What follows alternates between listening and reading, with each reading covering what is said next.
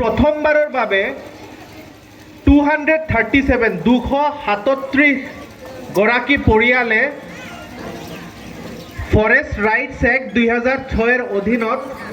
আজি তেখেতসকলে অধিকাৰ পাব। এনেধৰণৰ বৃহৎ কাৰ্যসূচী ফৰেষ্ট ৰাইটছ এক্টৰ অধীনত তিনিচুকীয়া জিলাত কেতিয়াও গ্ৰহণ কৰা হোৱা নাই আৰু তাৰ কাৰণে মই অসমৰ মাননীয় মুখ্যমন্ত্ৰী মহোদয় আৰু শদিয়া সমষ্টিৰ মাননীয় বিধায়ক মহোদয়ৰ মোৰ ব্যক্তিগত ফালৰ পৰা আৰু জিলা প্ৰশাসনৰ ফালৰ পৰা মই ধন্যবাদ জ্ঞাপন কৰিছোঁ। এইটো এটা বহুত দীঘলীয়া প্ৰচেছ আছিলে আৰু ব্যক্তিগতভাৱে মোৰ কাৰণেও এইটো এটা শিক্ষা আছিলে কি কেনেদৰে আমি ফৰেষ্ট ৰাইটছ এক্টৰ অধীনত আমি ৰাইটছ প্ৰদান কৰিব পাৰোঁ।